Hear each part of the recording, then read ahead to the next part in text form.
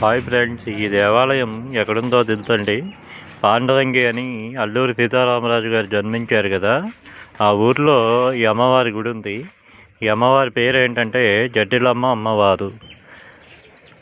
ఓకేనండి. అయితే ఈ పాండురంగి అని పేరు ఎలా వచ్చిందంటే, పూర్వకాలం నందు పాండవులందరూ కూడా ఈ గ్రామంలో తిరిగారని పురాణాలు చెప్తున్నాయి.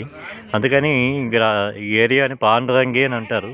అలాగే మన్యం దొర అల్లూరి సీతారామరాజు గారు కూడా ఇక్కడే పుట్టారు కాబట్టి పాండురంగి అని కూడా అంటారు.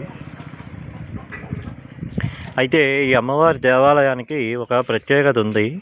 అదేంటంటే జటిలమ్మ అమ్మవారని ఈ గ్రామానికి దేవత. ఈవిడికి మీ అందరికీ కూడా తెలుసు. సాధారణంగా తిరుమాను పండగ అనేటువంటిది మనకి విజయనగరం పైడితల్లి అమ్మవారి పండగలోనే మనం చూసాం. కానీ ఈ జటిలమ్మ అమ్మవారి పండగలో కూడా తిరుమాను ఉత్సవం అనేటువంటిది చేస్తారట. ఓకేనండి. కరెక్ట్గా ఈ వీడియో తీస్తున్న రోజు అంటే 2025 మే 13వ తారీఖు ఈ యొక్క పండగ అనేటువంటిది జరిగింది. అలాగే ఈ జటిలమ్మ అమ్మవారి పండగ ఈ తిరుమాను ఉత్సవానికి కూడా విదేశాల నుంచి కూడా వస్తారని ఈ గ్రామంలో ఉన్నటువంటి ప్రజలందరూ కూడా చెప్తున్నారు. చూసారా, చక్కగా పచ్చని పొలాల మధ్య పాండురంగి గ్రామంలో ఎంతో చక్కగా ఈ యొక్క ఆలయాన్ని నిర్మించారు.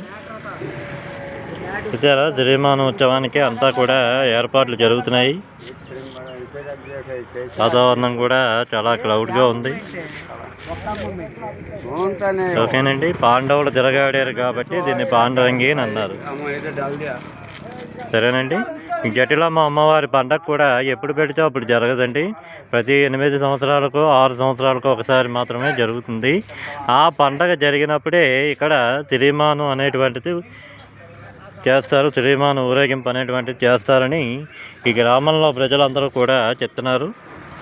ఇదేరా పాండురంగి గ్రామంలోని చక్కగా జటిలమ్మ అమ్మవారి పండుగ. ఇంతకుముందు ఇదే అమ్మవారి గుడిలో పండగ 2018వ సంవత్సరంలో జరిగిందంట.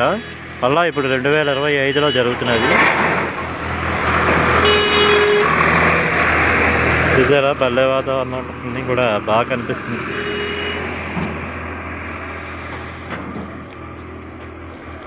ఇలాంటి మరెన్నో అప్డేట్స్ కోసం దయచేసి నా ఛానల్ని సబ్స్క్రైబ్ చేసుకోండి. Thank you.